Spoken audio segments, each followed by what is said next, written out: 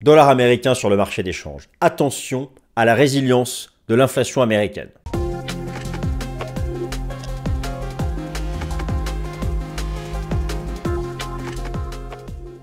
Alors chers amis, je suis ravi de vous retrouver au lendemain de la mise à jour de l'inflation CPI aux États-Unis. Vous le savez si vous suivez régulièrement mes vidéos, il y avait un stress sur les chiffres du mois de janvier pour l'inflation US qui réaccélérait en rythme mensuel. Mardi, hier, ce CPI a été mis à jour. Alors, mauvaise nouvelle, d'un point de vue du rythme mensuel, toujours 0,4. C'est un peu chaud, ça, pour permettre un pivot de la Réserve fédérale des États-Unis. Par contre, overall, l'inflation américaine, selon le CPI, encore une fois, qui, je vous le rappelle, n'est pas l'indice favori d'inflation de la Fed, eh bien, overall, l'inflation dite sous-jacente, et même le super sous-jacent, le core CPI, continue de ralentir en rythme annuel. Mais, voilà, le taux mensuel réaccélère, that's not good, but en rythme annuel, ça décélère encore en sous-jacent, mais voilà, n'est pas encore suffisant probablement pour donner confiance à la Fed quant à une certitude du timing de son pivot. D'ailleurs, la Réserve fédérale dévoile une nouvelle décision de politique monétaire la semaine prochaine, mercredi 20 mars. Et ce qui sera très important à suivre, le mercredi 20 mars, c'est la mise à jour de ses projections macroéconomiques et en particulier ce qu'elle va nous dire sur son propre cycle des taux d'intérêt. Sachant que le marché actuellement fait toujours le pari d'un pivot en juin, c'est ça qui récemment avait remis la pression baissière sur le dollar américain qui reste quand même l'objet de cette vidéo, le dollar US. Bon, donc ça s'est traduit par un rebond de l'euro-dollar, un rebond du GBP-USD, un rejet du taux USD-Yen sous la résistance des 150-152 yens. Bon, ça c'était mon scénario. Maintenant, attention, les chiffres de l'inflation hier ont eu tendance à re-soutenir le dollar US, qui est toujours à la croisée des chemins techniques. Et je vous propose donc de parler de tout ça. Première partie, je vous fais un topo sur cette inflation US en détail. N'oublions pas aussi que la tendance du dollar américain sur le marché des changes est motivée par les statistiques du marché du travail aux États-Unis et le taux de chômage US est au plus haut de 2 ans, 3,9% de la population active. Voilà. Et puis je vous fais un gros point technique. Sur le dollar américain, c'est parti les amis, vidéo courte. Vidéo courte pour changer. Voilà. Alors, je déclare ouverte la session. Que le rideau s'ouvre un peu plus vite, s'il vous plaît. Et donc, que démarre cette nouvelle vidéo avec un plan court qui est sous vos yeux, ici. Un plan court, simple. Un point sur l'inflation US. Un point sur le chômage US. Les taux d'intérêt du marché. C'est ça la clé. Vous savez, si vous avez un scénario baissier sur le dollar, c'est-à-dire haussier sur l'euro-dollar par exemple, ou haussier sur le GBP-USD, et donc baissier sur l'USD-Yen. Imaginons que vous ayez ce scénario. Vous avez besoin de faire l'analyse des taux d'intérêt US et des spreads de taux vis-à-vis des autres zones, US versus l'Occident, l'Europe, le Japon. Techniquement parlant, il n'y a pas encore les signaux de cassure de support sur les taux US qui autoriseraient davantage de baisse du dollar. Ce scénario aura lieu, je pense, cette année, mais reporté plus tard au printemps-été. Je pense que c'est sur cette période-là, je pense qu'on aura les vrais signes et que la Fed aura cette fameuse confiance quant à une inflation qui tendrait avec certitude à 2%. Ok. Alors c'est parti. Le taux de chômage américain est au plus haut de 2 ans alors que la désinflation se poursuit. Effectivement, le taux de chômage américain est au plus haut de 2 ans alors que la désinflation se poursuit.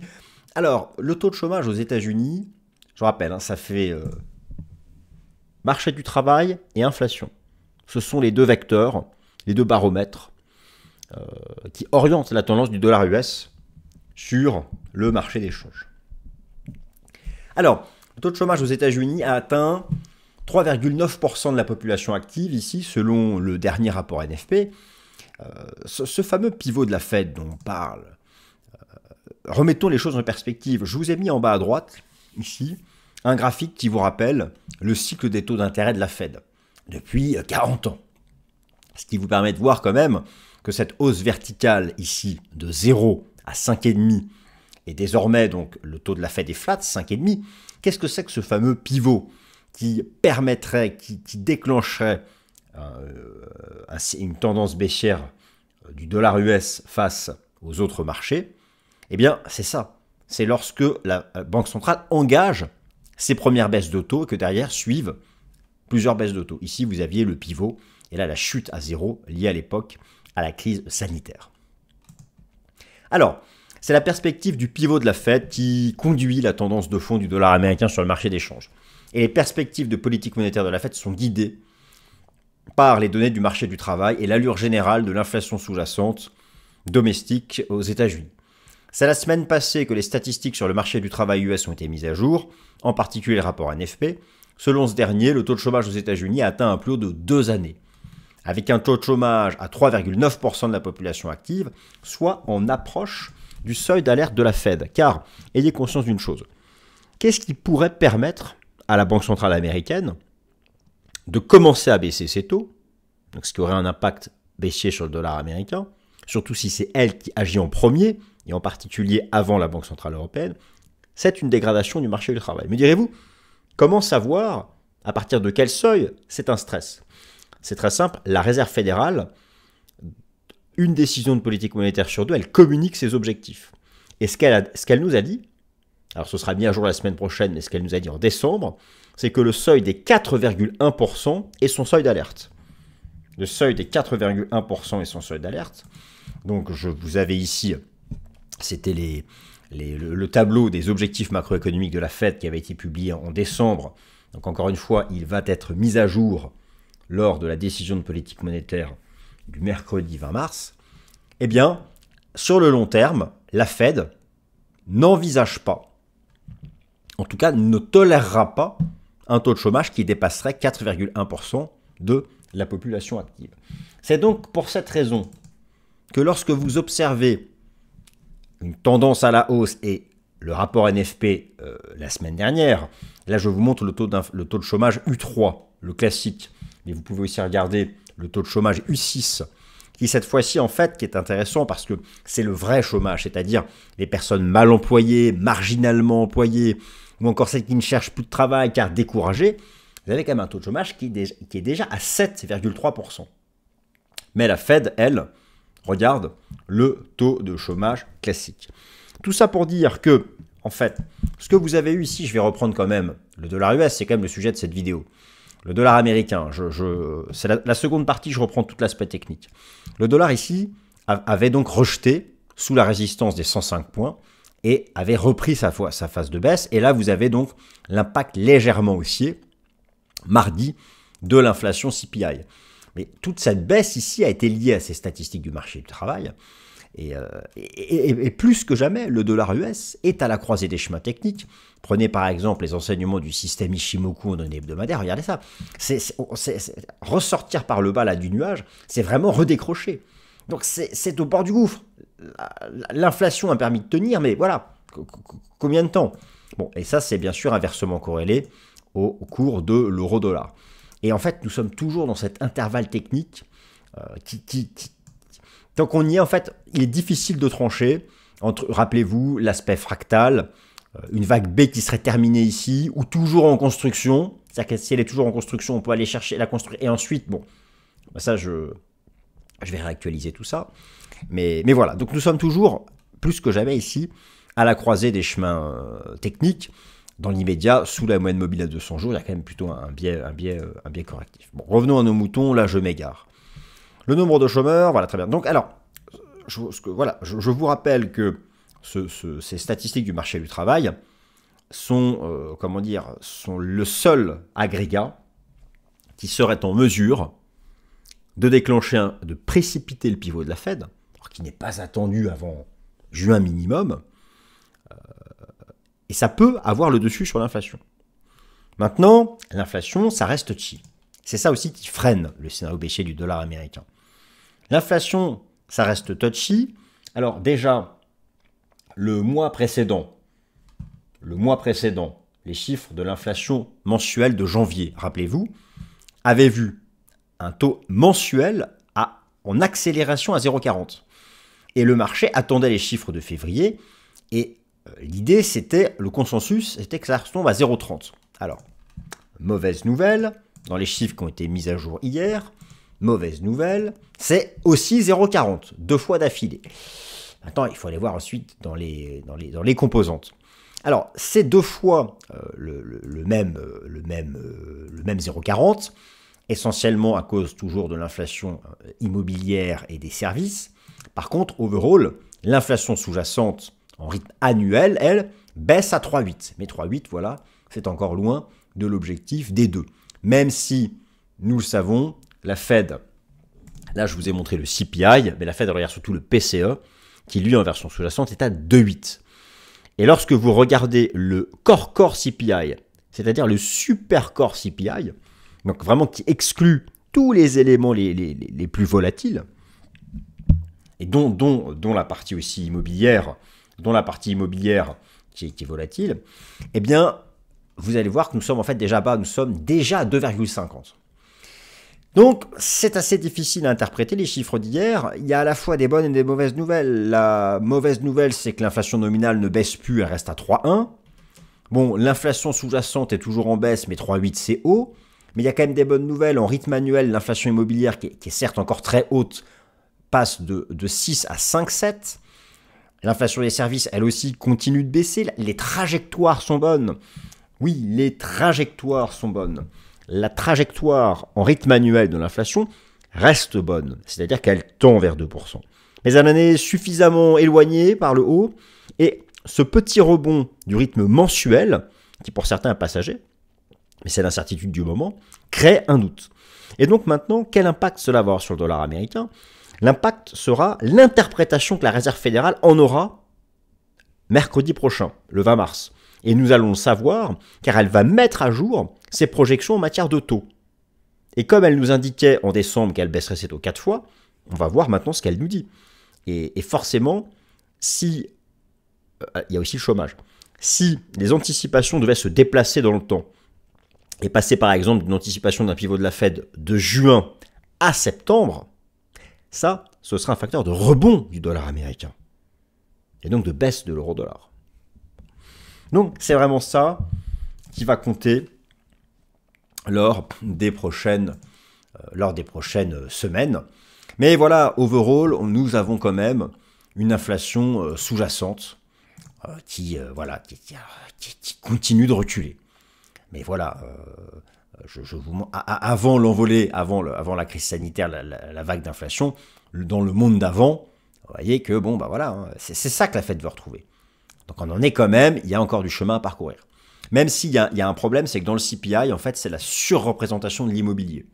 Et les indicateurs avancés de l'immobilier nous montrent que cette inflation immobilière, elle est déjà à ce niveau-là, mais comme il y a un retard dans la façon dont les datas sont intégrées, voilà, etc., etc. Donc, bon.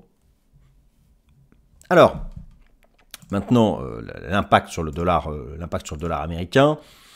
Il s'agit avant tout de regarder comment se comportent les taux d'intérêt du marché. Vous savez, ça je l'ai répété plusieurs fois. Le scénario baissier du dollar américain est conditionné par des cassures techniques baissières sur les taux d'intérêt du marché US et sur les spreads de taux. Oui, les taux d'intérêt du marché US baissent depuis 6 mois. Ça a été aussi le rebond du prix des obligations du fait de la corrélation inversée. Prix-taux d'intérêt. Par contre, ils n'ont toujours pas cassé de gros supports. Je vais vous montrer, c'est très intéressant.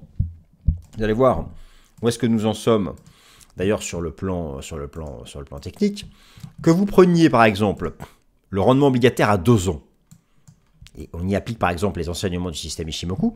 Voilà, alors, le marché rejette depuis le même niveau que le double top ici de 2006-2007, mais regardez, comme c'est passionnant, les bougies japonaises de ce taux obligataire à 2 ans sont dans le nuage en hebdo. Et ce qu'il manque, et j'arrête pas de le dire, c'est qu'il faut en sortir par le bas. Et ça viendra soit vraiment d'une désinflation qui accélère, ou soit d'une dégradation brutale du marché du travail américain. Et donc voilà, après le NFP et après l'inflation, eh bien ça maintient le taux à l'intérieur. Et donc vous avez ici 2 super bornes. Vous avez 4,70% et vous avez 4,40. Il faut que le jour où le taux US à 2 ans, s'il sort par le bas, là, l'impact sera hyper baissier sur le dollar américain face à un panier de devises. Et dans ce cas-là, ça veut dire que nous aurions déjà engagé la vaccée. Mais voilà, pour le moment, ni le rapport NFP, ni le CPI n'ont permis de quitter cette borne. La Fed a besoin de confiance et le marché aussi a besoin de savoir exactement ce qui se passe.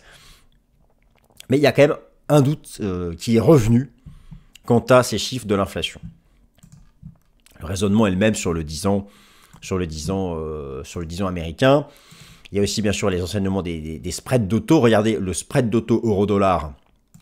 Le spread d'auto euro-dollar que j'ai représenté ici avec les bougies japonaises hebdo, lui aussi est dans le nuage. Donc, s'il en sort par le bas, ce serait un cas de figure baissier pour le dollar US et inversement. Vous avez aussi tous les spreads face aux autres devises, le spread face au yen, face au franc suisse, face à l'euro, face au dollar australien, face au dollar canadien. Les chiffres de l'inflation CPI mardi ont relancé la hausse de ces spreads. Donc voilà, pour l'instant, c'est ça, c'est cette résilience du dollar de l'inflation US qui maintient en fait le dollar dans cette espèce de zone d'équilibre dans laquelle il est depuis un certain temps. Et il n'arrive pas à faire un choix. Le dollar enfermé entre les 100 points et les 105, 106. Et voilà, tant qu'on ne sait pas, tant qu'il n'y a pas cette conviction de savoir est-ce que la Fed, oui ou non, va pivoter, et elle-même, pour savoir ça, la Fed a besoin d'avoir sa confiance, sa certitude que quoi qu'il arrive, de toute façon, l'inflation vient à 2%. Tant qu'il n'y a pas ça, et là, bon, les chiffres publiés hier, mardi, n'ont pas permis cette confiance. Mais en même temps, c'était pas attendu. C'était pas attendu. Alors, techniquement parlant, je vous fais la mise à jour, parce que c'est le principe de ce Fast and Forex. Et on a fait le suivi, je vous rappelle le débat de fond, le débat sur le dollar américain, la structure de fond. Le marché a terminé un cycle haussier qui était vieux de 15 ans, et a engagé depuis, selon moi, une phase corrective. Une phase corrective classique, en fractal, voilà, après 5 temps de hausse de long terme, 3 temps. Maintenant, l'idée est de savoir, est-ce que cette vague B est terminée? Moi, j'ai ma conviction qu'on fera une vague C d'ici la fin d'année. Mais je ne sais pas, et toujours pas, si cette vague B est terminée. C'est-à-dire que, je repasse ici en données hebdomadaires, c'est-à-dire que, soit la vague B donc se construit en 3 temps, soit elle a été terminée ici. Et nous serions déjà dans une vague C. Et nous aurions fait, donc ici vous avez à droite le journalier, à gauche l'hebdomadaire, la 1 de la C qui est ici, ensuite la 2 de la C qui est ici, et nous serions déjà dans la 3 de la C, mais pour confirmer ça, il faut casser les 101 points. Tant qu'on est dans cet intervalle de neutralité, il est impossible de trancher entre quoi et quoi. Il est impossible de trancher entre ça, ou sinon ça. C'est-à-dire une vague B encore en construction, où on aurait fait la A de la B de la B, et nous pourrions encore avoir la C de la B. Mais pour valider ça, il faut dépasser une résistance, il faut sortir de cet intervalle de neutralité. Et ni le NFP, ni l'inflation n'ont permis de le quitter. C'est pour ça que vous avez l'impression qu'il ne se passe plus rien sur le Forex, que l'euro-dollar est neutre, que le GBP... Oui, mais c'est parce que le dollar US reste enfermé dans ces deux bornes. Les moyennes mobiles se mettent à plat. Il n'y a même plus de biais vis-à-vis d'elles. Dans l'immédiat court terme, pouvons quand même dire que sous la 200 jours, il y a quand même un biais négatif. Par contre, voilà, on voit bien qu'elle a un rôle de pivot. Dès qu'on la redépasse, on va chercher la partie haute. Dès qu'on la repasse en dessous, on va chercher la partie basse. Et on travaille ça. Mais sans un chiffre, sans une statistique vraiment... Voilà, mais moi, overall, j'ai toujours mon scénario d'ici la fin de l'année de faire une vague C, d'aller sous les 100 points. Par contre, voilà, je ne peux toujours pas trancher avec moi aussi confiance. Tout le monde cherche la confiance, le marché, la Fed. On ne peut pas trancher avec confiance quant à savoir si elle est terminée là ou si elle est encore en construction. Et ça, c'est le vrai schmilblick du moment. C'est le vrai schmilblick du moment, chers amis. Voilà, écoutez, je voulais vous faire juste un topo rapide comme ça sur les chiffres de l'inflation qui sont tombés hier, l'impact sur le dollar. Voilà, merci à tous de votre fidélité, d'être toujours présents, de mettre des likes ou pas des likes. Allez, merci à tous. Et puis, on se retrouve très vite sur Swissquote. Salut.